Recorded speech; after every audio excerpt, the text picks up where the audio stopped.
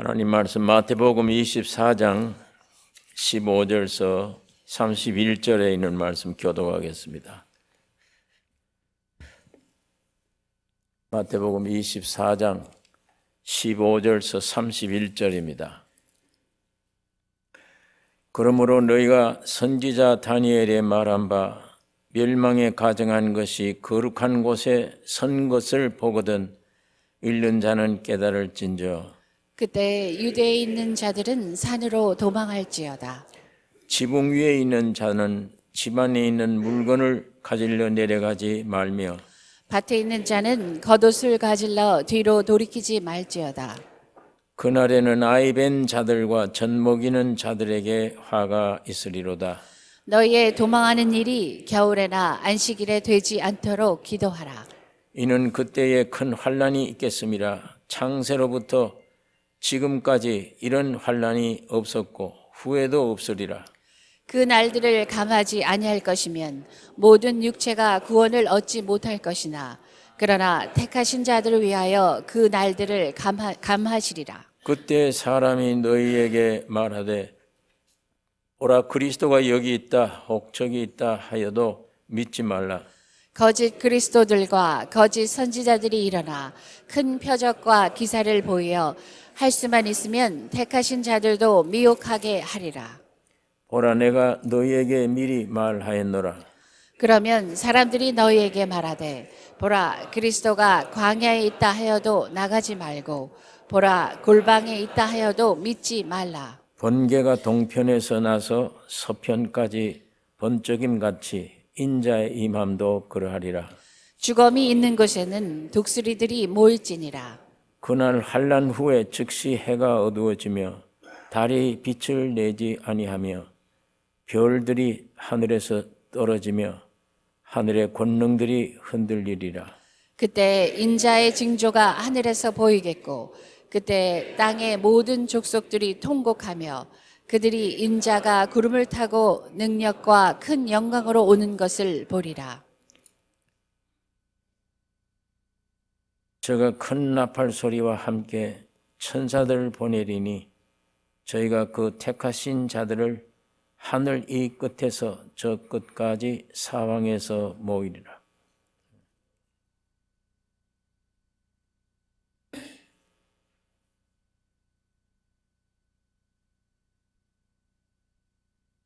지난주에 24장에서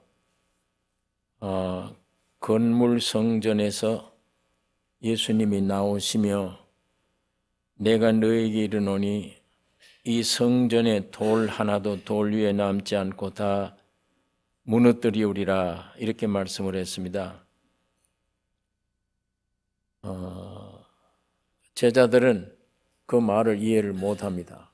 생명과 같은 이 성전, 유대인들에게 귀한 성전인데 왜 이 성전이 무너진다고 하나? 그래서 주님이 감난산에 앉으셨을 때 제자들이 와서 물었습니다. 어느 때에 이런 일이 있겠사오며 또 주의 임하심과 세상 끝에는 무슨 징조가 있사오리까? 이렇게 질문했습니다. 오늘 모든 인류들이 궁금해하는 질문입니다. 예수님 재림하시면 재림 때 어떤 일이 있는가? 또 이 말세라고 그러는데 세상 마지막 때 세상 끝에 가서 어떤 징조가 있겠나? 이걸 예수님에게 물었을 때 주님이 이 대답을 24장, 25장을 통해 대답을 하셨다 그랬습니다. 예수님이 다시 오실 징조, 그 다음엔 이 세상 마지막 될 징조, 사람이 미혹받지 않도록 조심하라. 이거 우리 지난 시간에 생각을 했습니다. 사람의 미혹받지 않도록 조심하라. 또 난리가 난다. 소문을 듣겠으나 두려워 말라. 이런 일이 있어야 하되 끝은 아직 아니니라 6절에 그렇게 말씀을 했습니다.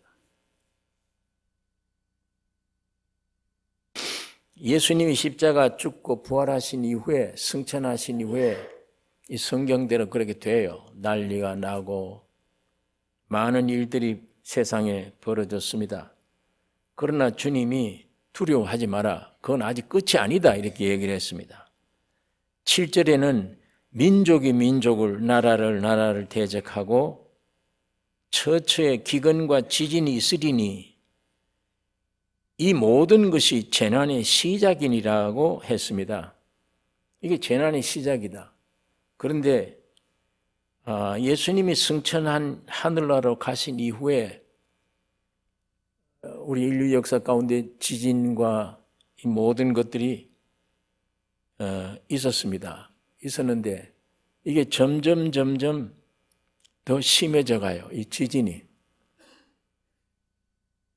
이게 모든 것이 재난의 시작이다. 이렇게 말씀을 했습니다. 그러니까 그러면 세상 끝이 언제냐? 천국 복음이 온 세상에 전파되리니 그제야 끝이 오리라. 이 천국 복음이 온 세상에 전파되면 그게 세상 끝이다. 그 징표가 이 복음이 온 땅에 전파된다. 온 세상에. 지금 이게 거의 온 세상에 다 전파됐어요. 복음이.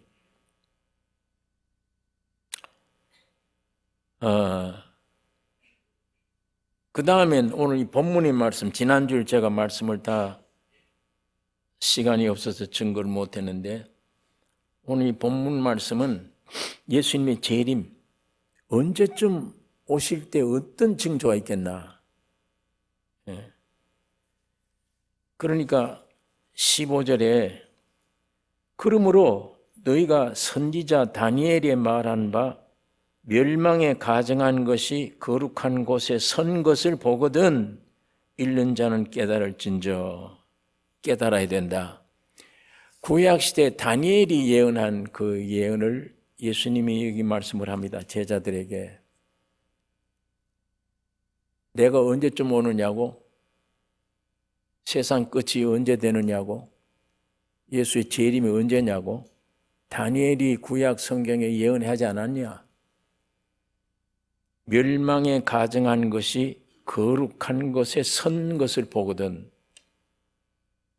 읽는 자는 깨달으라.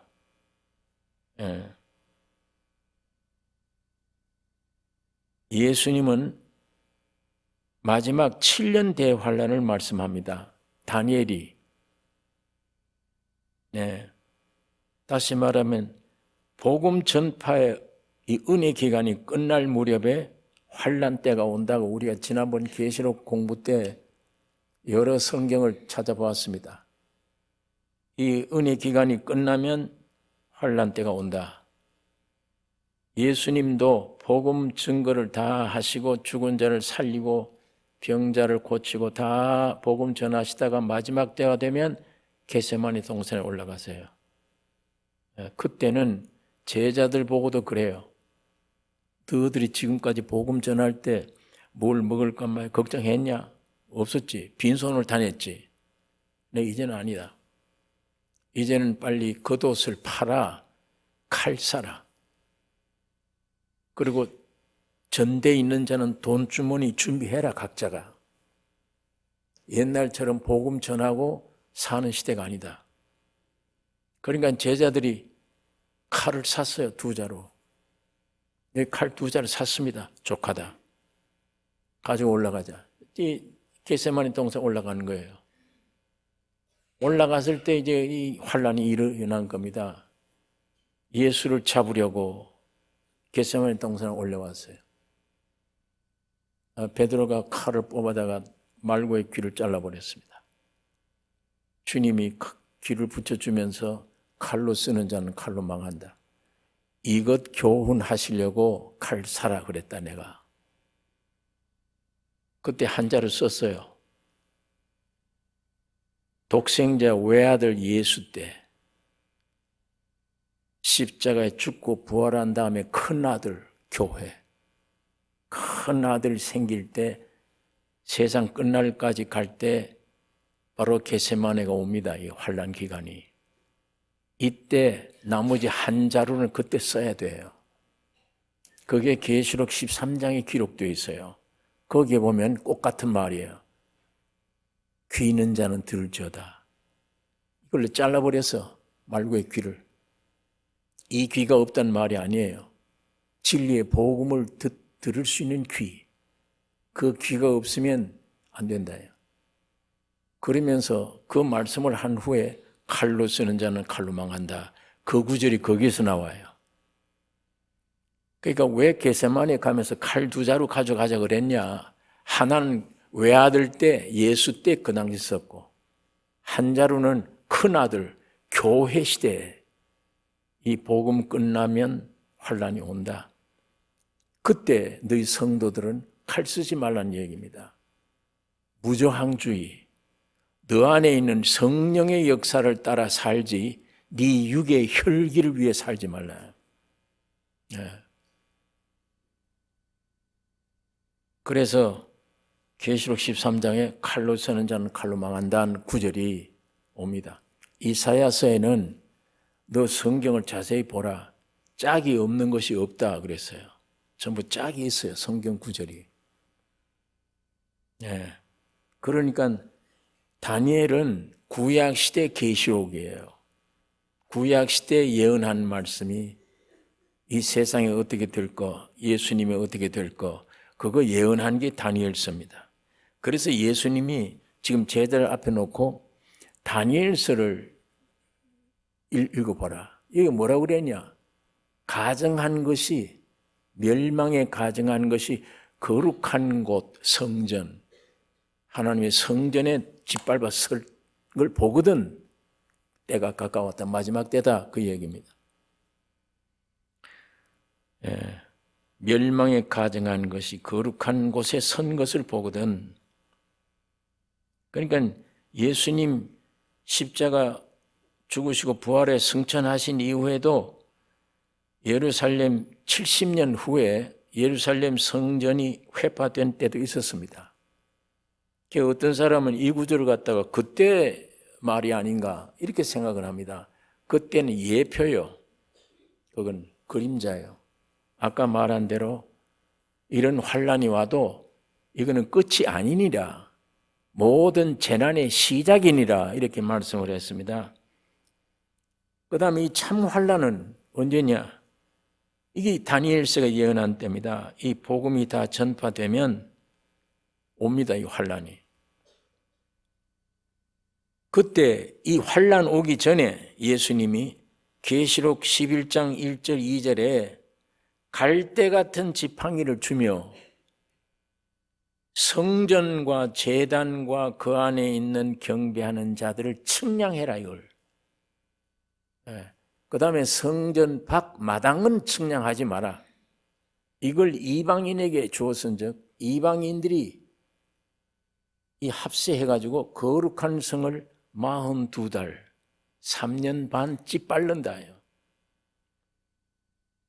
그러니까 예수님이 계시록 11장에 이 말씀을 한 것은 2000년 전에 십자가 죽고 부활한 이후에 지금 은혜 시단이 오는 거예요. 지금도 와서 마지막 때 주님이 나타나기 전 이 세상 끝 전에 주님이 이때까지 복음 들었지 않느냐, 내 소유가 얼마나 되느냐 이걸 측량하라는 거예요. 성전과 제단과 그 안에 있는 경배하는 자들을 측량하라. 뭘 주며? 지팡이 같은 갈대를 주며 측량하라. 자, 우리가 계시록 공부 때 이 갈대 같은 지팡이는 십자가라고 그랬습니다. 고난의 십자가. 여러분 나의 신앙을 측량하는 자가 십자가예요. 목사냐, 교인이냐 있잖아요. 공자처럼 점잖하게 살았느냐, 도덕인이냐, 훌륭한 사람이냐 그거 안 따집니다. 돈 많이 가졌느냐, 성공했느냐, 부자냐 그거 안 따져요. 전혀 주님은 그거 안 따지세요. 안 보세요. 여러분 나를 향해서 주님이 보시는 것은 십자가입니다. 십자가 잣대를 딱 대요. 이 십자가에 죽었느냐? 이 십자가에 부활했느냐 네가? 너 옛날 아담의 사람 그대로냐? 그대로의 세상의 모든 걸 가지고 성공했다, 부유하다, 점잖다, 도덕 사람이 됐다, 훌륭한 사람이 됐다, 그거냐? 아니면 십자가가 너희가 통과했느냐? 네 십자가에 함께 죽고 부활했느냐? 그게 표대, 그게 자유. 예수님이 여러분 신앙 보는 거는 기독교인이냐 아니냐 그거 안 보세요. 십자가에서 죽었느냐 부활했느냐 이걸 보아요. 기독교는 이 십자가의 죽음과 부활이 구속이 첫걸음이에요.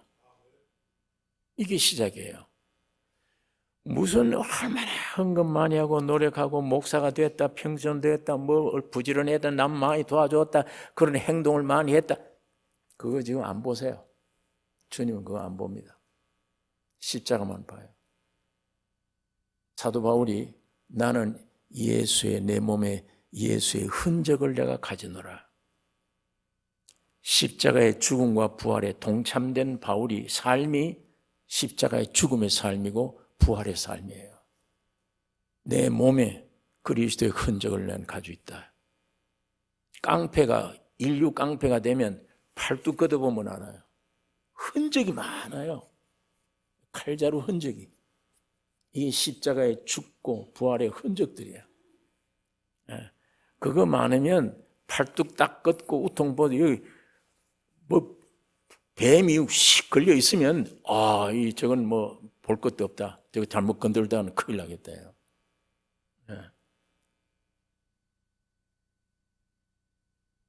주님이 마지막 때예요. 마지막 때. 마지막 때 측량해라. 측량이라는 건 내 것 얼마고 되느냐 그거 측량이에요. 땅을 측량할 때 집을 사면 이건 내 거다. 요 이상은 내 것 아니다. 그 측량하잖아요. 왜 예수님이 측량하라고 그랬냐?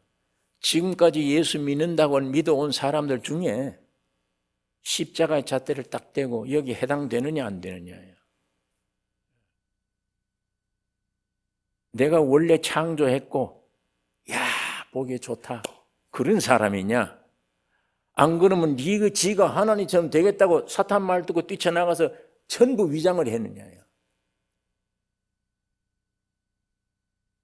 하나님이 여러분과 나를 보실 때 내가 창조한 그 사람이네. 그렇게 하면 알아요. 내가 만들었으니까. 근데 이걸 많이 고쳐놓은 사람은 내가 모르겠다 나는. 모르겠다. 내가 처음 너를 만들 때 이렇게 만들었는데 또 어디 가서 많이 고쳤느냐? 얼마나 고쳤는지 내가 이제 모르겠다. 나는 너를 알지 못한다. 사람들은 고치는 걸 좋아하잖아요. 고치는 걸 좋아해요. 왜? 너무도 연약하니까 고쳐야 돼. 가져야 돼. 세상의 모든 것을. 그거 원해요. 근데 하나님은 그 사람 싫어해요. 마이가 이 세상에서 많이 얻은 거, 많이 고쳐놓은 거, 하나님처럼 되려고 했던 거, 그거 싫어합니다. 나는 너 모른다, 난 너를 알지. 주의 이름으로 귀신 쫓아내고 주의 능력 행하지 않았습니까? 주의 이름은 선자 안 했습니까? 나는 도무지 알지 못한다. 이 불법 행하는 자야.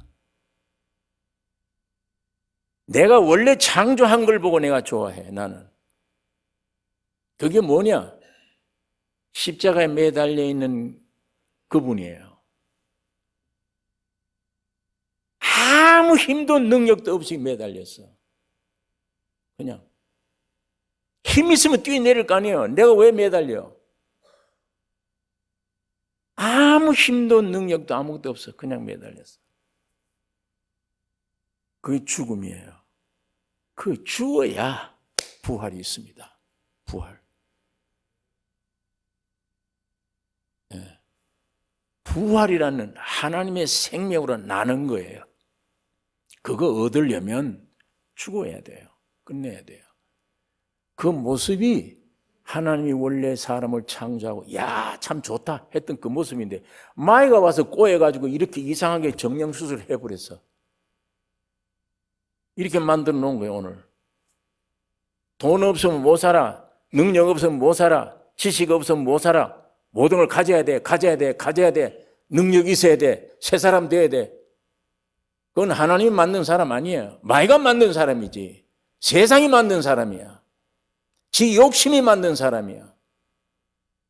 하나님이 거기에 못 가요. 그 안에 들어갈 수가 없어요. 세상은 그런 사람을 인정해. 세상은. 이쪽으로 가서 부유해야 되겠다 내가 세상에서. 아니요. 주님 만나려면 이쪽으로 가서 십자가 죽어야 돼. 아무것도 없다 나는. 아무것도 할 수 없다. 일로 가야 돼.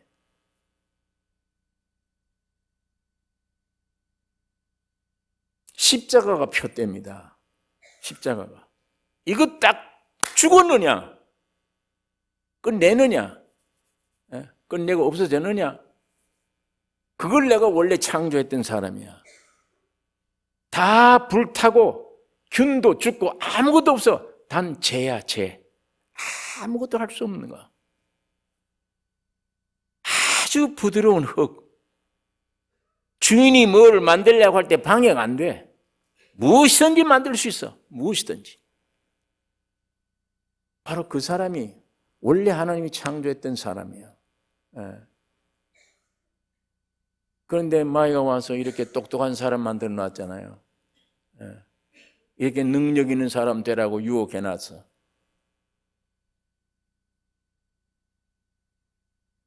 그걸 부시고 새로 하신 것이 십자가입니다. 죽으시고 부활시켜요. 그게 잣대입니다. 그래서 예수를 믿되 성전에 속한 자, 제단에 속한 자, 이 성전에 속한 자는 내 안에 계신 건물이 아니잖아요. 성전이. 내 안에 주님이 오셨어. 이제 나는 완전히 없어지고 주님만 내 안에 온전하게 된 삶. 그게 성전에 속한 자예요. 제단에 속한 자는 그런 꼭 같은 그런 사람인데 주를 위해서 목숨 버린 사람. 순교의 제물. 그거 내가 내 거다. 측량해라 그거. 그 다음에 세 번째 그 안에서 경배하는 사람. 구원 얻긴 얻었어요. 믿음으로. 그 이외에 성전 밖 마당은 버려.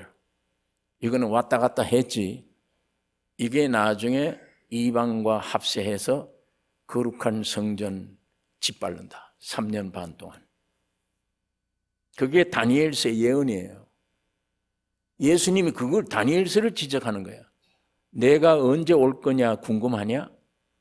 세상 끝날이 언제냐 궁금하냐? 너 다니엘서 읽어봐라. 그래서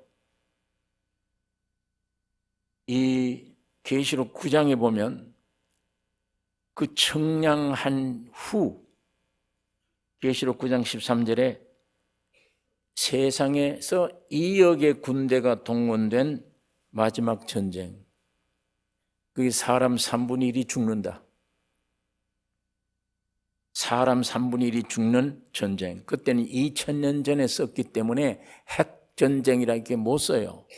불과 유황과 연기라. 무기가. 지금 그 핵전쟁을 말합니다. 여러분 짤막한 전쟁에 일주일 끝날는지 모르지만 마지막 세계 전쟁이 나면은 핵전쟁이에요. 끝나면 삽시간에 없어져요.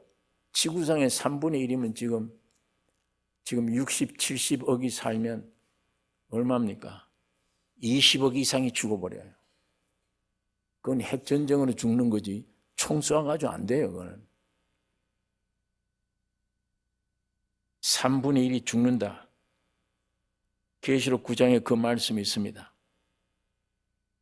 2억의 군대가 동원된대요. 마지막 전쟁이 일어나면 지금 그래요. 공산진영이나 우리 자유진영 군대들이 합하면 2억이에요. 우리 한국만 해도 60만 군의 예비군까지 한 2, 300만 북한에도 마찬가지예요. 우리 한국 땅에만 해도 몇백만이 돼요. 온 세계 군대들이 숫자가 2억이 되는구나. 이게 마지막 전쟁이라 불바다가 되어버려요. 그럴 때 3분의 1이 죽는다, 사람이. 계시록 9장에 분명히 기록되어 있습니다. 그거를 다른 곳에는 11장 7절에는 무저갱에서 나오는 짐승이 전쟁을 일으켜 이기고 죽일 터인즉 우리 교인들을 죽여요. 그 시체가 3일 반 동안 시체를 목도한다. 그런데 3일이 지난 이후에 그 죽었던 것 같던 시체들이 살아났다. 하늘로 올라가더라 그랬어요. 계시록에. 그게 휴거입니다. 휴거. 앞으로 이 전쟁 끝나고 전 3년 반 환란 끝난 후 아까 성전에 속한 자, 제단에 속한 자, 이런 믿음 가진 사람들은 휴거돼요. 남아있질 않아요. 그 다음에 계시록 12장에는 보면 예수님이 십자가 죽고 부활해 성천 올라간 다음에 전쟁이 벌어진 게 하늘에. 그래서 사탄이 쫓겨 내려와서 마귀가 쫓겨 내려온 거예요. 내려와서 이 지구상에 이 세상을 핍박하는 겁니다. 그러니까 그 마귀가 내려왔다는 그 시점이 오늘 세상이 점점 더 악해져요. 이 사탄의 역사예요. 완전히. 그래서 교회를 핍박한다. 그러니까 여러 곳에 이런 말씀이 기록되어 있습니다. 이것을 구약 성경에 다니엘이 예언한 말입니다. 앞으로 이게 온다, 된다. 그러면 오늘 우리가 이 시대는 측량하는 시대입니다. 지금 성령이.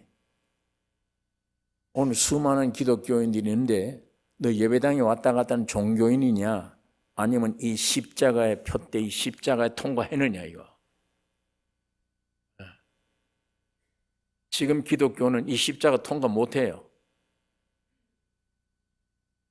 이 사람은 십자가에 죽는다 몰라요. 그거 죽을 수도 없어요. 그럼 어떻게 받아들이느냐? 희생이다. 금욕 생활이다. 이런 걸로 받아들여요. 육은 그거밖에 해석이 안 돼요. 그냥 교리적으로 십자가에 죽었대. 예수님이 십자가 죽을 때 나도 하면서 죽었대.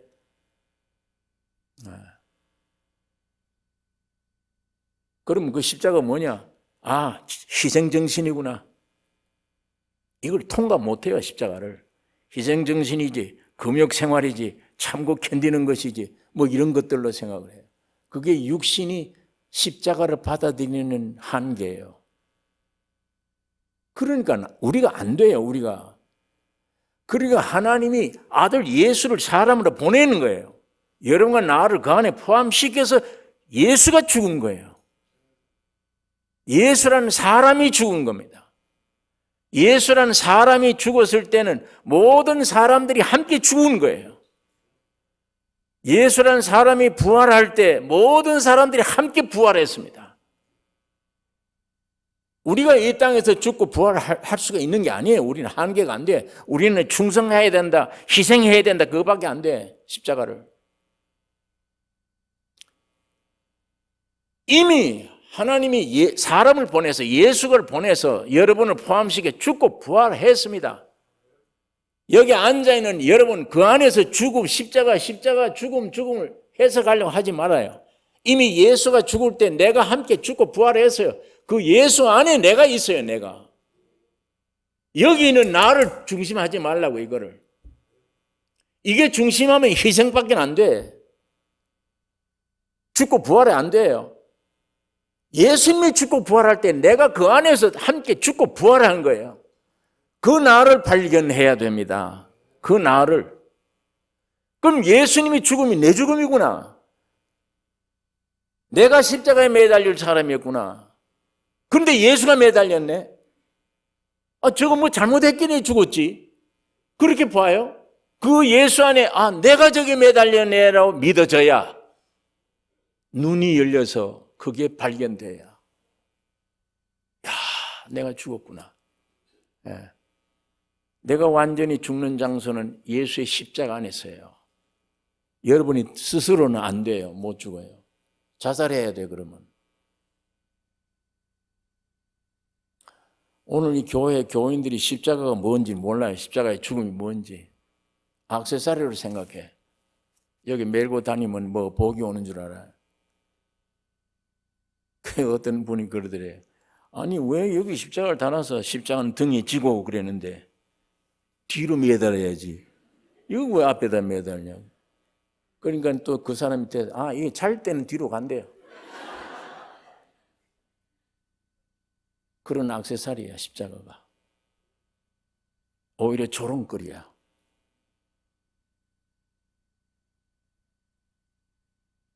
그리고 내 희생하는 거 그게 십자가예요.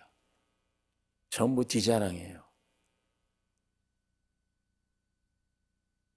예수님이 십자가 죽을 때 내가 그 안에 주님은 나를 포함해 죽였구나. 그게 지식으로 배워도 안 믿어지잖아요. 그게 어느 날 성령으로 믿어지게 될 때, 내가 죽었네. 예수 안에 내가 있네. 예수 안에. 나를 거기서 발견돼야지. 이 나는 가짜예요. 가짜. 신앙은 이 나에서부터 시작되는 게 아니에요. 십자가 안에 있는 나를 발견할 때부터 시작이. 신앙의 시작이. 자, 오늘 이 문제를 우리가 이야기하려고 하는 건 아닙니다. 왜 이게 지금 이 심각한 문제입니다. 이게 오늘 현 기독교가 심각한 문제예요.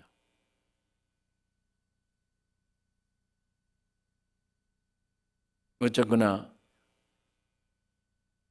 다니엘이 이제 계시록에 나타나 있는 이 말씀들을 포함한 예언을 오래전 구약시대에 다니엘이 예언한 말입니다.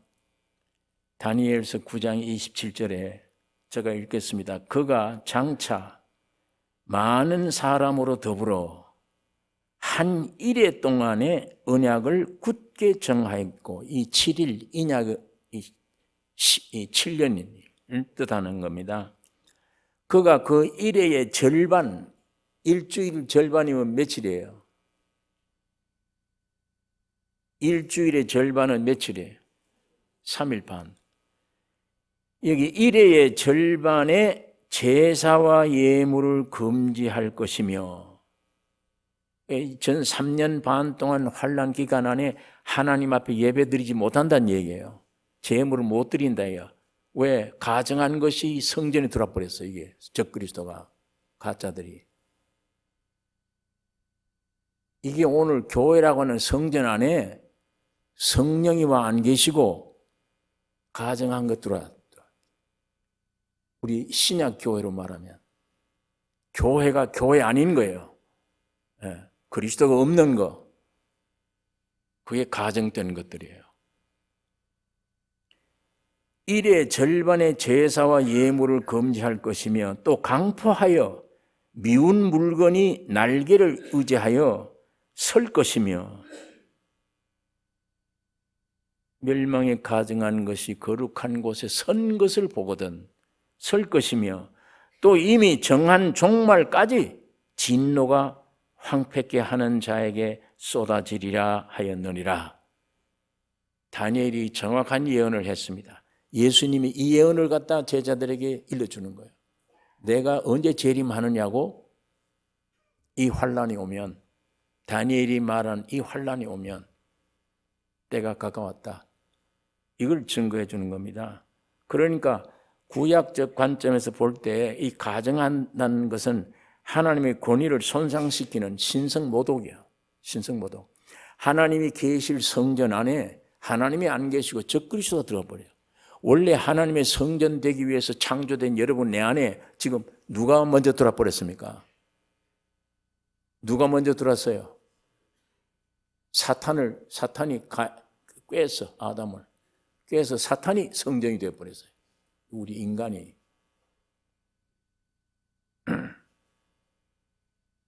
그러니까 하나님께 드리는 제사 제물을 폐하고 우상을 세우는 것이다. 이게 오늘 우리 개인에게도 꼭 그대로예요. 지금 이 우상되어 있잖아요. 이게 가짜. 하나님께 예배? 무슨 예배? 제사가 뭔지 모르는데 전부 우상 섬기고 있는데. 구약성경 다니엘서에 있는 말씀 한번 찾아봅시다. 구약성경 다니엘서 1246페이지 다니엘서 7장 다니엘서 7장 1246페이지입니다. 내 성경으로는 25절에서 27절까지 찾았으면 같이 읽겠습니다. 다니엘서 7장 25절 27절 같이 읽겠습니다. 그가 장차 말로 지극히 높으신 자를 대적하며 또 지극히 높으신 자의 성도를 괴롭게 할 것이며 그가 또 때와 법을 변개코자 할 것이며 성도는 그의 손에 붙인 바 되어 한 때와 두 때와 반 때를 지내리라.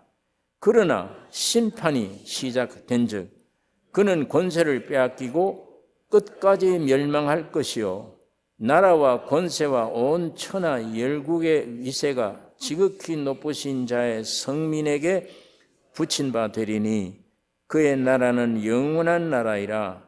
모든 권세 있는 자가 다 그를 섬겨 복종하리라 하여. 여기에 3년 반 동안 성도를 괴롭게 할 것이며 이게 전 3년 반 환란이라는 그 말입니다.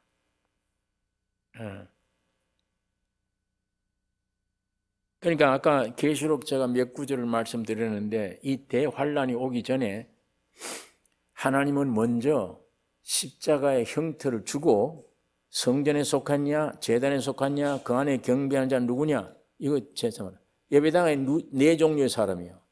여기 성전에 속한 자가 있고 여기 제단에 속한 자. 앞으로 구원 얻은 걸로 만족하지 않고 영뿐 아니라 영, 혼, 몸 전체가 주를 위해 사는 성전에 속한 자. 건물이 아니에요. 성전이 너희 몸이 성전이라. 그거 된 사람. 두 번째는 그렇게 되어야 되는데 주를 위해 순교당할 사람. 이게 제단이에요. 그 다음에 세 번째는 그 안에서 경배하는 자. 이건 신자예요. 겨우 구원 얻었어요. 겨우 구원 얻었지만은 창경원에 있는 곰 춤추도 돼. 한쪽 서서 하루 종일 춤춰요. 하나는 신앙, 하나는 육신, 하나는 영적으로, 하나는 육적으로. 요즘은 창경원이 없어졌는데 옛날에 제가 창경원에 곰이 하루 종일 이러고 앉았어요. 춤을 춰요. 그게 그 안에서 경배하는 자예요. 그 다음에는 성전 밖 마당 밟고 다니는 자. 이건 측량 제외라. 버려라. 이게 나중에 이방과 합세해서 거룩한 성전을 42달, 3년 반 동안 짓밟는다요. 그걸 예언한 게요, 다니엘서가. 일회의 절반을 하나님께 예배드리지 못하며 그러잖아요.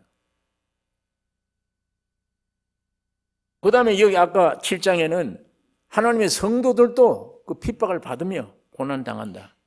한 때와 두 때와 반 때, 몇 때예요? 세 때 반, 3년 반을 얘기하는 거예요. 여러분, 이게 마지막 때 대환란, 마지막 전쟁입니다. 대환란입니다. 이때가 온다. 그러면 오늘 본문의 15절. 자, 15절 봅니다. 오늘 본문 성경. 그러므로 너희가 선지자 다니엘이 말한 바 멸망에 가증하는 것이 거룩한 곳에 선 것을 보거든 읽는 자는 깨달을진저 그때에 유대에 있는 자들은 산으로 도망할지어다. 이거는 유대인들에게 주신 말씀이에요. 자, 제가 지난 24장, 25장이 세 부류의 사람들에게 말씀하고 있다고 그랬습니다. 자, 지금 아브라함의 후손이 누구예요? 엘리에셀, 세상에서 얻은 아들, 그 다음에 자기 몸에서 나온 아들 이스마엘, 그 다음에 하나님이 막 약속으로 주신 아들, 자, 나와는 상관없어. 나는 이미 100세야. 아들 못 낳아. 그때 하나님의 약속 때문에 준 아들 이삭. 하나님께로부터 온 것이기 때문에 너 모리아산에 바치라 그러면 순종 즉시 해버려요. 의논 안 하고. 제물 바쳐버려요. 자기 몸에서 나온 이스마엘 아들은 못 바쳐. 안 돼. 이건 버리기가 힘들어요. 네. 내 육신에 속한 것 십자가 죽이고 자르기가 힘들어. 이건 십자가에 참 믿음이 와야 모든 걸 쉽게, 예수 이외에는 쉽게 버릴 수 있어요. 네? 그러니까 아들이 셋이잖아요. 세상에서 얻은 아들 엘리에셀, 자기 몸에 나온 아들 이스마엘, 하나님의 약속의 말씀으로 낳은 아들 이삭. 이게 아브라함의 세 아들 종류처럼 오늘 이 지구상의 셋 부류예요. 유대민족, 오늘 여러분과 나와 같은 교회, 신의 생명으로 거듭난 교회, 저 아담 후손들, 세상 사는 사람들, 이 세 부류가 있어요. 이 세 부류에게 주님이 말씀을 합니다. 24장 25 말씀하는데 맨 먼저 대상이 누구냐? 유대인들 보고 한 말이에요. 지금 오늘 이 본문은 유대인. 자, 그러니까 이런 환란이 앞으로 오거든 유대에 있는 자들은 산으로 도망하라. 산으로 도망하라. 근데 이건 실제예요. 이건 영적으로 뭐 아니에요. 예수님이 승천한 이후에 70년 후에 AD 70년 후에 예루살렘이 성전이 함락될 때도 꼭 비슷했어요. 그때 많은 사람들이 피 흘렸는데 여기 아이 뵌 자들과 젖먹이를 가운데 화가 있다. 아이들과 여성들이 피를 많이 봤어요. 그 무렵에 죽은 자가 100만이 넘어요. 100만. 예. 자, 그런데 그건 예표예요. 지금 마지막 전쟁 심판 때 올 예표예요. 그러니까 유대에 있는 자들은 산으로 도망가라. 유대 사람들은 산으로 도망가야 돼. 한 가지만 목적을 해요. 한 가지만. 산으로만 도망가야 된다. 노처럼. 해 뜨기 전에는 안 된다. 늦어. 도망가면 불바다가 돼요. 소돔 고모라가. 네. 불바다가 돼요. 산으로 도망 안 가면. 노대 천은 뒤돌아보다가 안 돼요. 소돔 기둥 돼버린 거예요. 그러니 여기 이런 환란이 오면 유대인들은 산으로 도망가라. 도망가야 된다. 자, 그런데 유대인들은 산을 하나님의 보호와 도움의 근원지로 생각을 했습니다. 원래 유대인들은. 그러니까 시편에 이런 말이 있습니다. 11장 1절에 내가 여호와께 피하였거늘 너희가 내 영혼더러 날아가는 새같이 네 산으로 도망하라 하면 어찌민고. 내가 이미 여호와께 피했는데 네가 나 영혼더러 산 새와 같이 네 산으로 도망가라 하면 어찌미냐. 이런 말을 한 거예요. 시편에. 그러니까 구약 시대에도 하나님의 거룩한 말씀이 임할 때 이 지구 땅덩어리의 제일 끝자락 산 꼭대기, 하늘 위에서 제일 끝자락 지점이에요. 여기에서 율법이 임해. 모세가 인간 대표로 하나님을 만날 때도 맨 산 위에 올라가야 돼. 하나님이 여기까지 내려오셔 만나요. 유대 민족의 귀한 율법을 내릴 때도 그 산 위에서야 말씀을 받을 수 있어요. 하나님을 거기서 만날 수 있고 말씀을 거기서 받을 수 있어. 신약에 와서도 마찬가지야. 하나님의 사람이, 예수님이 사람으로 세상에 와서 이 복음을 전파할 때 팔복, 천국의 팔복 헌법을 선포할 때 산 위에 올라가서, 오늘 지금 24장 25장 말하고 있는 이 감난산도 장차 예수가 재림할 곳이야.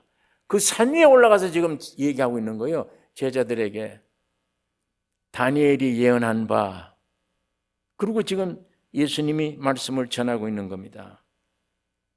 그러니까 하나님과 산의 긴밀한 연관성이 있다는 게 일반적인 유대인들의 사고방식이에요.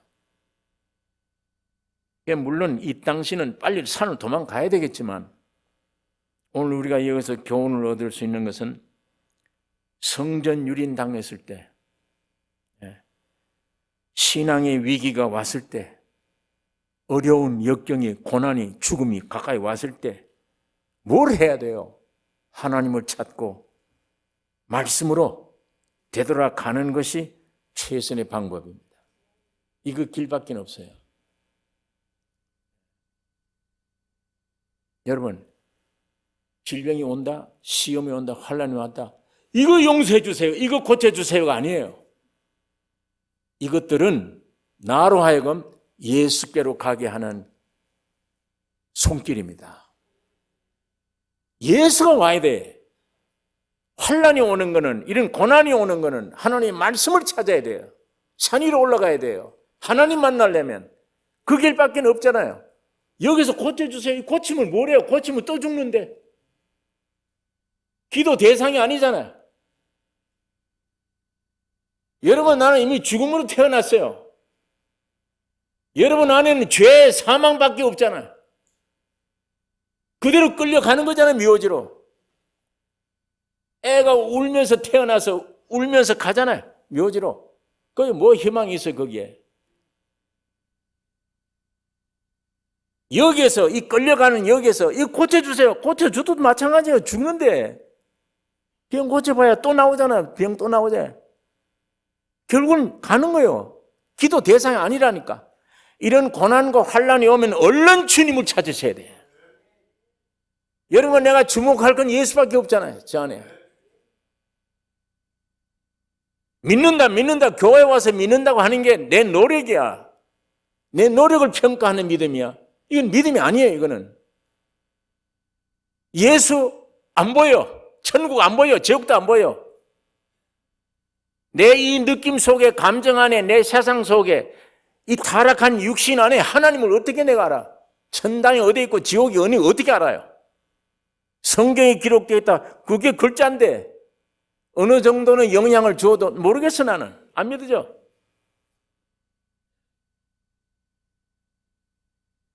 착한 일을 하는 거다. 죄 안 짓고 선한 일을 하는 거다.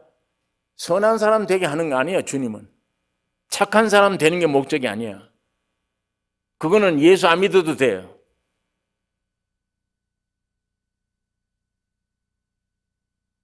영생하는, 예수의 생명을 주는, 죽어서 태어나서 죽음으로 가는 거니까 살아야 될 거 아니에요. 우선 사는 게 기도지, 사는 게 목적이지. 여기서 떠내려 가는데 요 고쳐주세요, 고쳐주면 뭐래요? 고쳐주면 또 오는데, 또 병이 오고 또 오다가 가는데, 그 고치면 뭐해요? 그건 기독교 기도가 아니잖아. 그게 오늘 기독교 기도로 꽉 차 있잖아요. 그게 고쳐주세요, 이게 해결해 주세요 하는 게. 그런 기도는 죽은 기도입니다. 그런 기도는 하면 안 돼요.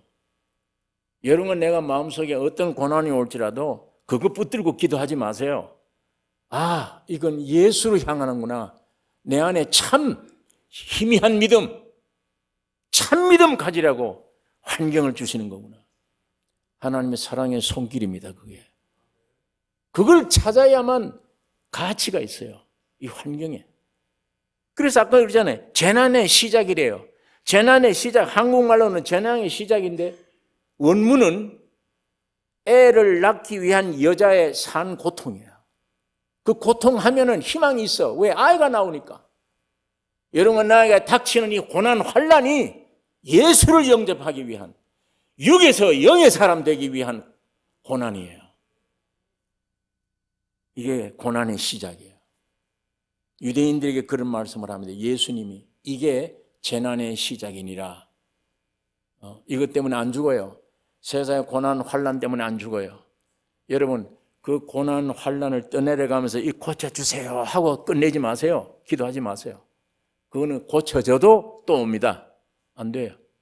오직 위를 향해야 돼요. 저쪽을. 예수만 영접했다면 이 고난이 얼마나 큰 축복이에요. 이 고난 때문에 내가 영생을 얻었으니까.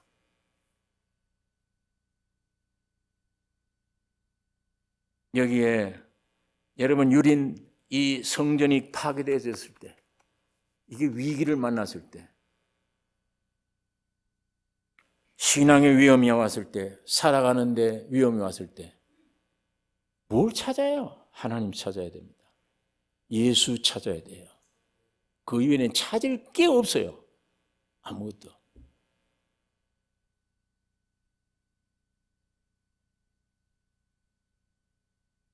도망가라. 급히 도망가라.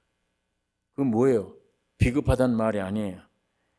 유대 민족의 원위치로 돌아가라는 얘기예요. 유대 민족이 뭡니까? 하나님의 말씀으로 되어진 백성들입니다. 하나님의 말씀을 가진 민족이에요. 너희들 가치가 어디 있느냐? 너희 존재 가치가 하나님의 말씀이다. 하나님이다. 너는. 여러분 나의 존재 가치가 어디 있어요? 예수예요. 예수의 생명이에요. 그 위에는 없어요. 다. 아무것도. 건강. 언제까지 건강할래요? 언제까지? 물질 하루 3끼 먹으면 됐지. 먹으면 죽는 양식인데. 여러분 나의 존재, 삶의 가치, 존재의 가치 뭐예요? 예수밖에 없잖아요. 생명이 들어오는 거. 예수와 함께 죽고 부활하는 거. 예. 나는 길이요 진리요 생명이다 하는 그분 내 안에 오는 거. 도망가는 거는 유대민족의 원위치, 하나님의 말씀, 하나님으로 급히 뛰어 들어가라. 예. 오늘 우린 그렇게 받아들여야 돼요. 유대인들에게는 빨리 네가 몸으로 직접 산으로 도망가라 했지만 우리 이방인들 오늘 교회 한 시대에 같이 살고 있는 우리로서는 이 말씀이 그 교훈이에요. 그렇구나. 어떤 시련이 오면 예수께로 오구나. 육에서 영으로 오구나. 그게 사는 길이구나. 예. 17절. 이 17절에 뭐라고? 지붕 위에 있는 자는 집에 있는 물건을 가지려 내려가지 말며. 예. 유대인 지붕이 뭐예요? 평평해요. 우리 한국 사람들 집하고 달라요. 스랍으로 해서 평평해가지고 그 위에는 뭘 하는 곳이냐? 기도하는 곳. 가족들이 올라가서 밀담하는 곳, 교제하는 곳. 거기 가서 휴식하는 거예요. 그러니까 고넬료의 가정에 파송된, 고넬료에게 파송된 종 둘이가 베드로를 찾다가 베드로 집에 도착했을 때 성경에 사도행전 10장 9절에 베드로가 어디 있었냐? 기도하려고 지붕 위에 올라가 그랬어요. 기도하려고 지붕 위에 올라갔다. 거기 올라갔다가 환상을 본 거예요. 위에서 뭐가 자루가 내려오는데 보니까 더러운 게 꽉 찼어. 하나님이 먹으라. 나 속된 건 안 먹습니다. 내가 거룩게 된 걸 네가 속되다 하지 말라. 그러자마자 녹구 소리가 들려 밖에서. 베드로 찾으러 왔어. 왜 날 찾느냐? 우리 백부장 고넬료의 의로운 사람입니다. 계시를 받아서 당신을 모시고 말 들으라고 그래서 당신 모시러 왔습니다. 보니까 이방인이에요. 이제 방금 내가 다락에 위에 지붕 위에 올라가 기도할 때 그 계시가 이방인들을 구원하라는 얘기구나. 그래서 베드로가 이 고넬료의 가정에 들어가는 겁니다. 지붕이 그런 곳이에요. 자, 그런 지붕 위에 있을 때에 집안에 있는 물건 가지러 내려가지 말라. 여러분 이 보금자리를 육신적인 보금자리를 떠나야 됩니다. 노대처가 돼야 돼요. 뒤돌아보면 안 된다는 얘기예요. 지금 긴급한 문제가 생겨서 내 생애에 지금 해 뜨기 전에 산에 도착 안 하면 난 죽어. 해 뜨기 전에 빨리 산으로 도망가야 돼. 그런데 이 부인은 아니야. 오다가 저기 저 금반지 내놨는데 저 다이아몬드 반지 있는데 하고 뒤돌아보다가 즉시 소동기둥이 되어버린 거예요. 그래서는 안 된다는 얘기입니다. 노대처와 같이 돼서는 안 된다. 사정 없어야 된다. 신앙생활은 사정.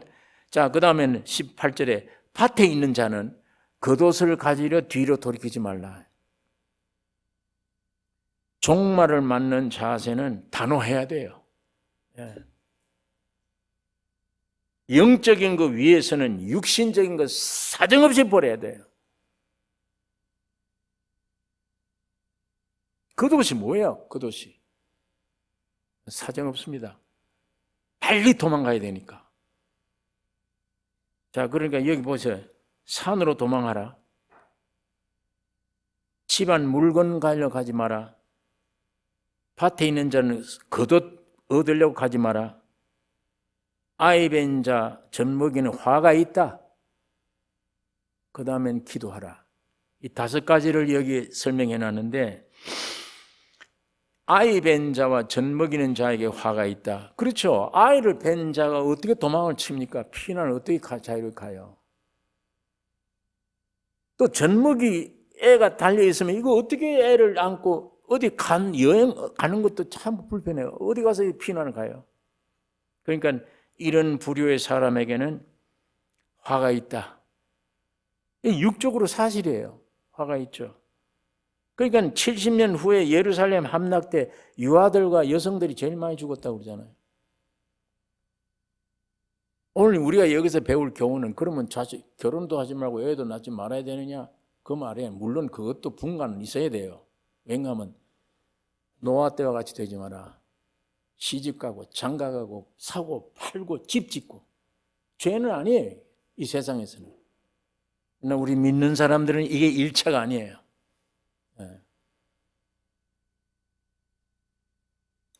다시 말하면 여러분, 나는 경주자입니다. 이건 내 집이 아니라 나그네예요. 경주자는 거리낌이 있으면 안 돼. 얽매이는 게 있으면 안 돼. 띠뛰기 하려면 다 벗어야 돼요. 거리끼면 안 돼요. 이게 신앙생활하는 사람들의 자세예요. 얽매이는 걸 없애는 것은 영적 문제가 해결돼야 돼요. 영의 성숙이 있어야 돼요. 그렇게 하면 돼요. 성경에 사방으로 우겨싸임을 당하여도 쌓이지 아니하며 그랬습니다. 환경은 사방으로 우겨싸임을 당했어요. 환경은 안 돼요. 어려워요, 이거. 그러나 쌓임을 당하지 않는다. 여러분, 내가 하나님 말씀을 어느 정도 딱 깨달은 날 내 안에서 이원이 되어버려요. 두동강 나버려요. 영혼, 몸이 이거 하나 딱 붙여 있을 때는 차와 같아. 길이 나쁘면 차가 뛰잖아요. 타이어가. 그러면 나도 같이 뛰어요. 세상의 유혹 보면 그대로 내 안에 들어와 버려요. 겉에만 아니야. 그런데 하나님의 말씀이 와서 나를 찔러 쪼갰어. 영과 골수를 찔러 쪼개는 이원이 되어버려요. 분석 이원이. 뭐가 들어가네? 스프링이 들어갔는지 이원이 되니까 타이어는 길이 나빠서 현실은 뛰는데 안에 공간이 있는 사람은 편안해 가요. 움직이질 않아요. 차 안에서 뛰는 사람 봤습니까? 차 안에서 뛰면 갈 수 있겠습니까? 차라리 걸어가는 게 낫지. 차라고 하는 걸 타면 가장 귀중한 게 일을 하지 말아야 돼. 편안히 있을수록 차가 떠나요. 그 안에 돕는다고 뭐 뛰면 큰일 나요. 그러다 뼈 부러지고 다 부러져요. 근데 이게 말씀이 들어가면 이문을 만들어요. 육은 지금도 이 죄 많은 세상의 환경에 그대로 접촉하는데 전에는 유혹이 막 들어왔는데 그게 딱 스탑돼 버리면 안에는 안 들어오는 거예요. 안 들어와요. 전에는 예배당에 가서 조용한 데라야 하면 기도가 되지. 시끄러우면 안 되잖아요. 근데 그 이후에는 길 가면서 현실을 내가 길 가는데 내 안에는 주님을 찬양하고 주님과 기도할 수 있어요. 그래서 하나님 말씀을 찔러 쪼갠다. 살아서 운동력이 있다. 그와 마찬가지예요. 아이 뵌 자, 젖 먹이는 자의 환난, 화가 있죠. 있지만 이걸 그리낄 만한 얼매는 걸 벗어버리라. 그런 걸 하지 말란 얘기예요. 그건 영적 문제가 해결되면 주님이 내 안에 확실하게 오시면 얼마든지 이 모든 현실을 극복할 수 있다. 우리가 받아들일 수 있는 교훈입니다. 그 다음에 20절에 도망가는 일이 겨울이나 안식일에 되지 않도록 기도하라. 여기는 기도예요. 왜? 이거는 불가항력이야. 우리 인간이 도망가면 된다 뭐 하지만 안식일, 겨울에 전쟁이 일어나는 건 우리가 마음대로 못해. 이 극단적인 이런 환경, 불가항력적이 오는 문제, 그건 어떻게 할 거냐? 주님과 깊은 기도하라. 왜 그런가 하면 이때는 겨울 되면 도망 못 가요. 이 나라는 겨울 되면 우기예요. 비가 와서 식량을 보급을 못 받아요. 또 안식일, 여기 오니까 유대인들이잖아요. 우리는 지금 안식일이 날이 아니잖아요. 예수가 인격을 주었으니까. 옛날에는 날을 주었어. 근데 우리는 지금 인격을 주었잖아. 생명을 주었어. 영원한 안식이야.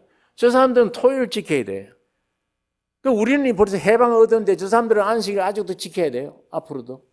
그러니까 예수님이 이 환난이, 전쟁이 겨울이나 안식일에 나지 않도록 그건 너희 불가항력이야. 기도하라. 하나님이 맞게 기도해야 된다. 안식일을 지키려면 1마일 이상 가면 안 되잖아요. 1.8km죠. 그 안에는 모르지만 그 이상 넘어가면 일하는 거예요. 주일날 안식일날 일하면 죽여야 돼요. 그러니까 그거 큰일 나죠, 그걸. 그러면 도망은 가야 되겠는데 안식일날인데 못 가, 그거는. 어떻게 내가 피난 가요? 이런 불가항력적인 거, 이건 하나님 앞에 무릎을 꿇고 기도하라. 여기에 적절한 말씀을 예수님이 말씀해 주신 것입니다. 이제 21절 보면 이는 그때에 큰 환난이 있겠습니다. 창세로부터 지금까지 이런 환난이 없었고 후에도 없으리라. 그 날들을 감하지 아니하면 모든 육체가 구원을 얻지 못할 것이나 그러나 택한 자들을 위하여 그 날들을 감하시리라. 이 7년 대환난 속에 마지막 후 3년 창세 이후로 이런 환난 없다. 무서운 환난이에요, 이 마지막을. 그런데 이거 다 죽기 때문에 이 안에 택한 백성들을 구원하기 위해서 이 날을 감한다. 그래서 주님 재림 날짜를 모르는 겁니다. 재림 날짜 알 수가 없어요. 하나님만 아세요. 이거 얼마나 감해 줄는지 이걸 모르니까.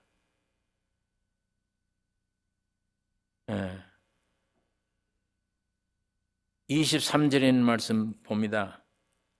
그때에 사람이 너희에게 말하되 보라 그리스도가 여기 있다 혹 저기 있다 하여도 믿지 말라. 거짓 그리스도들과 거짓 선지자들이 일어나 큰 표적과 기사를 보이어 할 수만 있으면 택하신 자들도 미혹하게 하리라. 보라 내가 너희에게 미리 말하였노라. 그러면 사람들이 너희에게 말하되 보라 그리스도가 광야에 있다 하여도 나가지 말고 보라 골방에 있다 하여도 믿지 말라. 번개가 동편에서 나서 서편까지 번쩍임같이 인자의 임함도 그러하리라. 골방에 있다 예수가. 광야에 있다. 어디에 있다. 믿지 말라. 이적과 기적을 가지고 한다. 믿지 말라. 왜 그러냐. 이때는 예수님이 부활하신 영체로 오는 거예요. 지금은 영으로 오세요. 거듭나는 시대에. 부활하신 영체가 아니잖아요.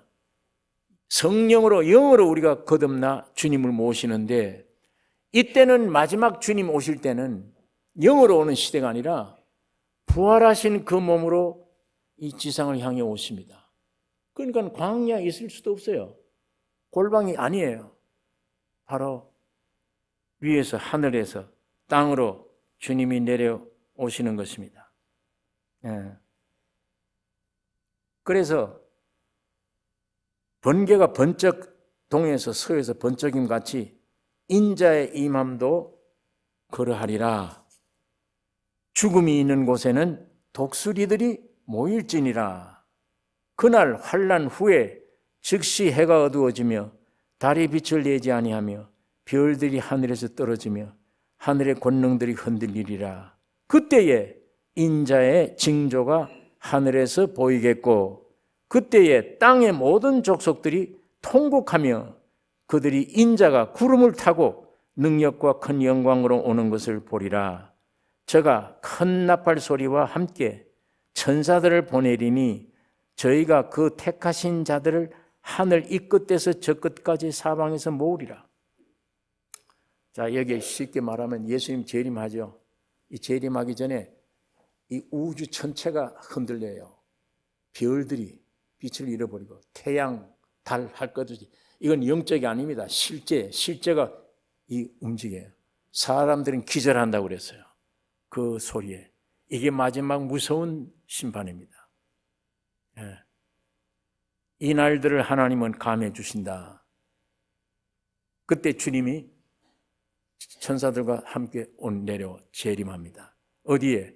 독수리가 모인다. 죽음이 있는 곳에, 독수리가 모이는 곳에 주님이 오신다. 예. 그래서 여러분 이 누가복음 17장에 있는 말씀 한번 찾아보십시다.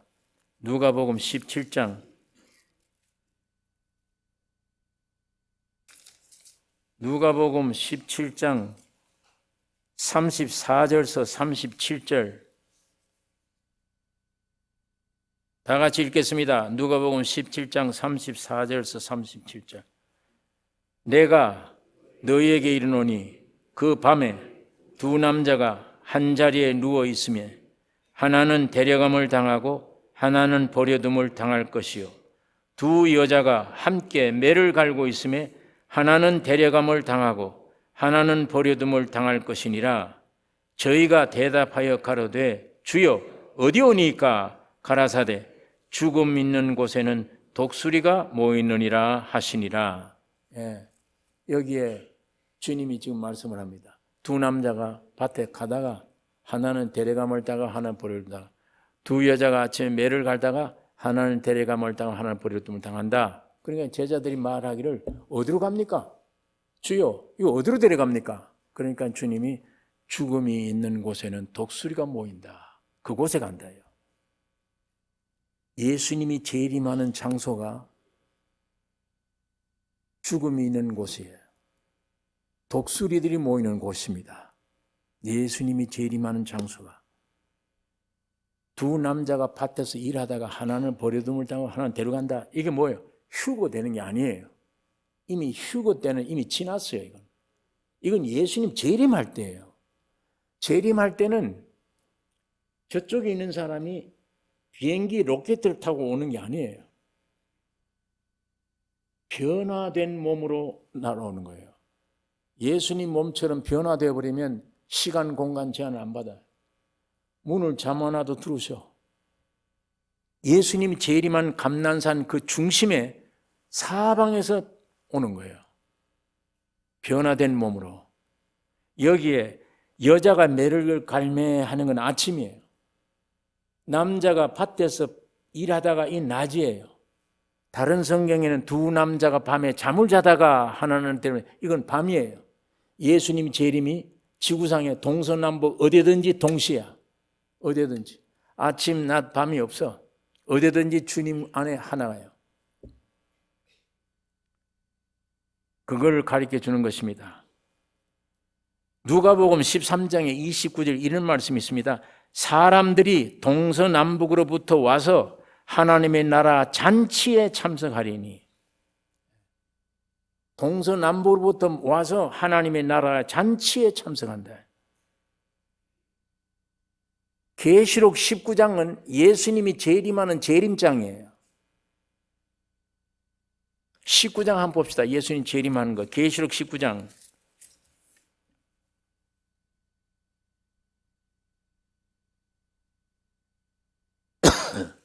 계시록 19장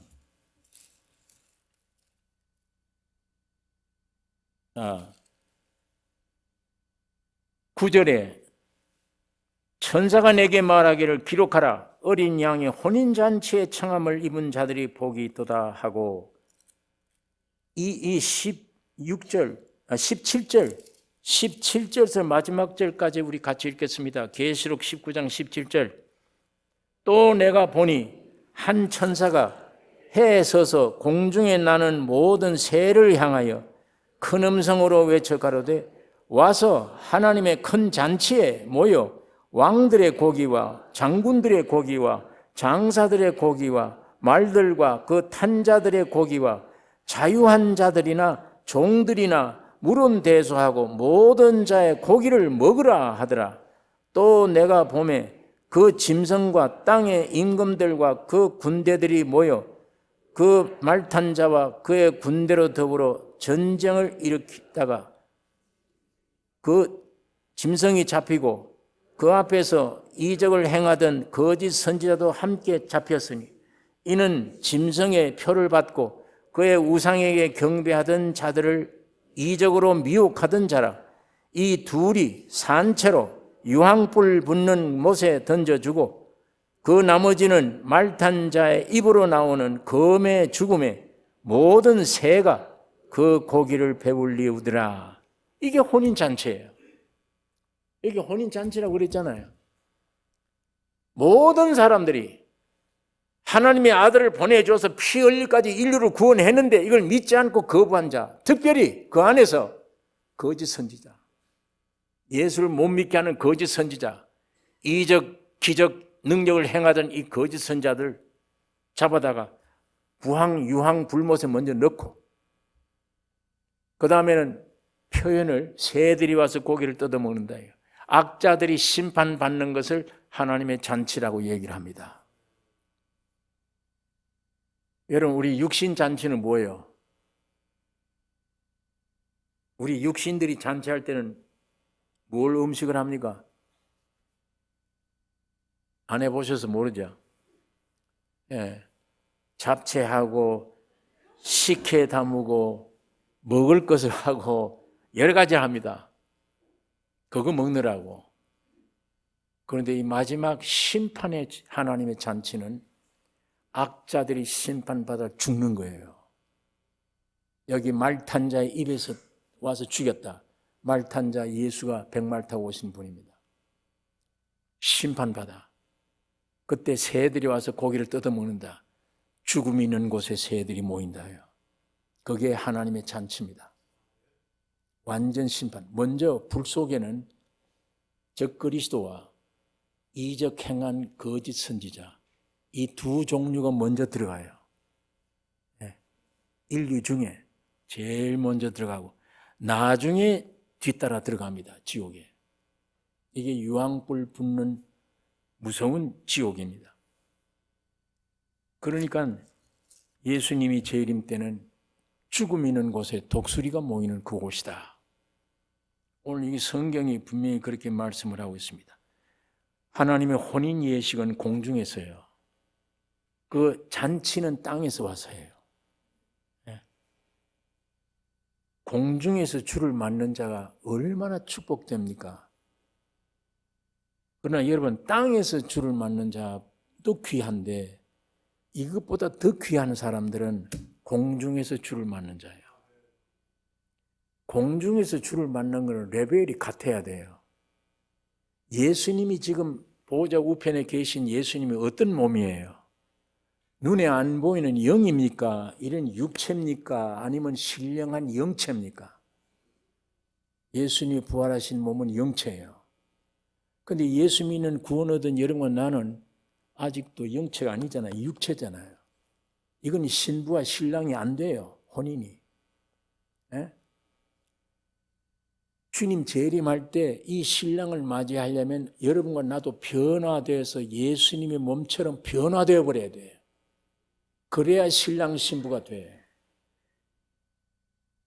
예수님이 육체를 입고 오셨을 때는 그 당시 예수 믿는 교회가 예수님이 내 남편이에요. 그러나 그가 십자가 죽어버려서 과부야, 교회가. 지금은 아내야. 영으로 오셔서 내 아내. 조금 있으면 우린 처녀야. 예수님이 신랑으로 오실 예수님 맞이할 처녀예요. 그거 준비해야 돼. 우리는 처음엔 과부였고 지금은 아내였고 나중엔 처녀입니다. 그게 지금 계속 나와요. 25장에는 처녀. 예수님 맞이할 준비가 어떻게 됐냐. 24장, 25장은 굉장히 귀중한 말씀입니다. 여러분, 그러나 미리 공중들림 받은 사람은 변화됐어요. 이미 예수의 몸처럼 돼버린 거예요. 그 사람들이 예수님 재림할 때 공중에서 주를 모시고 내려와. 그게 혼인 예식이에요. 여기 내려오면 잔치가 벌어져. 그때 이쪽에 있던 두 남자 중에 하나는 버려둠을 당하고 하나는 데려감을, 이게 변화가 되어 와요. 이 신랑을 함께 맞이하는 거예요. 여러분과 저가 공중에서 신랑을 맞이하는 성도가 되기를 원합니다. 거기에 합격돼야 맞이합니다. 그 합격 못된 사람은 후 3년 통과해야 돼요. 이 재난을. 거기서 훈련 받는 거예요. 깨지고 그때 변화가 돼. 여러분, 내가 전 3년 반 환란으로 성도의 자격을 얻으면 바로 휴거돼서 쉬다가 오실 주님을 신랑을 맞이할 수 있습니다. 그게 거룩한 성도와 신자의 구별입니다. 그러니까 아까 성전에 속한 자, 제단에 속한 자가 될래? 아니면 그 안에 경배하는 자가 될래? 성전 밖마당은 되면 안 됩니다. 이걸 바울이 데살로니가 교회 편지할 때 데살로니가 후서 1장 10절에 그날에 강림하사, 예수님이 강림하사 그의 성도들에게서 영광을 얻으시고 모든 믿는 자에게서는 기히 여김을 얻으시리라. 성도에게는 영광 얻고 땅에 있는 신자들에게는 귀임을 여김을 얻는다. 네.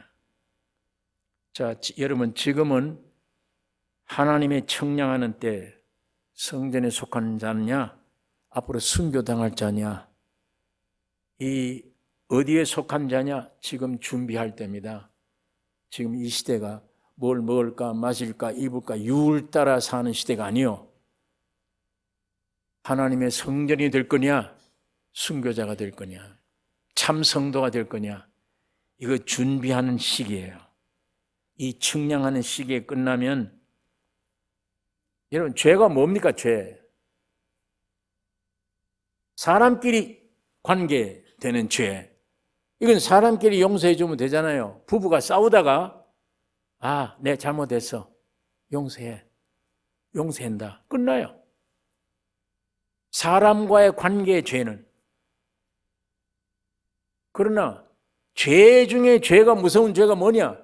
사람과 사람과의 관계가 아닌 하나님과 사람과의 관계. 이게 죄의 근본이에요. 하나님이 내 안에 오시기 위해서 창조되는데 마귀가 와서 끌어내서 네가 하나님처럼 되라 하고 사탄이 들어가 버렸어. 그렇게 되어진 존재, 죄와 사망의 존재 자체가 죄예요.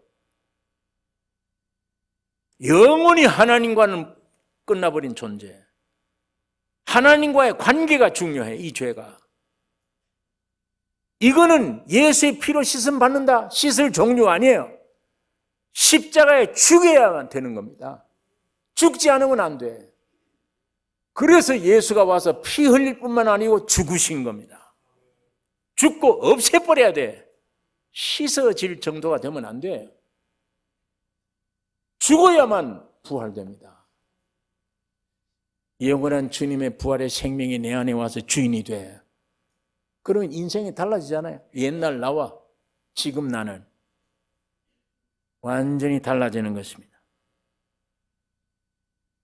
여러분, 이 십자가에 죽어 없어지고 나는 내가 마귀가 됐던 거, 내가 주인 됐던 거, 내가 하나님처럼 됐던 거, 이거는 존재죄지 행위의 죄가 아니에요. 이걸 죽었고 주님이 부활을 하는 덕택에 그 부활의 생명이 내 안에 와서 주인 되셨어요. 예수님이 나의 생명이요 주인이십니다. 이 사람이 돼야 마지막 환난을 이길 수 있습니다. 그게 결론이에요. 마지막 환난을 어떻게 이기느냐? 인간 열심, 노력, 별 방법 안 됩니다. 여기까지 안 됩니다. 빨리 끝내야 돼, 죽음으로. 아까 제가 말씀드렸잖아요. 십자가를, 오늘 기독교가 십자가를 몰라요. 이거 뭔지. 와서 희생하는 걸로 알아. 예? 인간 육으로는 그거밖에 해석이 안 돼. 성령이 오시기 전에는 안 돼요. 성령이 오시면 십자가라는 게 내가 죽는 거구나. 그럼 내가 못 죽으니까 예수님이 죽고 부활하는 게 내가 그 안에 있었구나. 그게 깨달아져 믿어지는 것이 기독교입니다. 기독교의 시초요. 그것이 기독교의 기반입니다. 오늘 이 믿음이 여러분 나에 있기를 원합니다. 예? 주님 안에 있는 나를 발견하셔야 되지. 이걸 내가 여기서 십자가처럼 노력해야 되나? 나는 언제 저렇게 되나? 큰일 납니다. 이건 교만이에요. 이건 거짓 우상입니다. 이게. 어쨌든 성도가 되셔서 오늘 주님이 마지막 세상 끝에 주님 재림할 때 어떤 징조가 있겠느냐 하는 이 징조에 대해 주님이 분명히 말씀을 해주고 있습니다. 이게 여러분 각자의 명심이 되어져서 여러분이 스스로 저절로 나오는 기도 제목이 되기를 원합니다. 기도하십시다. 거룩하신 아버지 독생자 아들을 보내주셔서 우주가 되게 하시고 우리가 되게 하여 십자가에 죽고 부활하심으로 놀라운 복음이 새 생명이 되셨는데 오늘 우리가 이걸 믿지 아니하고 내가 예수의 모습을 닮아가려고 애를 쓰고 헛된 종교 생활 속에 빠질 때가 많이 있습니다. 주님 성령으로 도와주셔서 우리의 눈을 열어주시기를 원하며 하나님의 말씀을 깨달을 수 있는 귀를 주시기를 원하며 기어코 종교인이 되지 않고 예수를 모신 그리스도인이 되게 해 주시옵소서. 예수와 함께 죽고 부활한 걸 확실하게 알게 해 주시옵소서. 예수님 이름으로 기도 올리옵나이다. 아멘.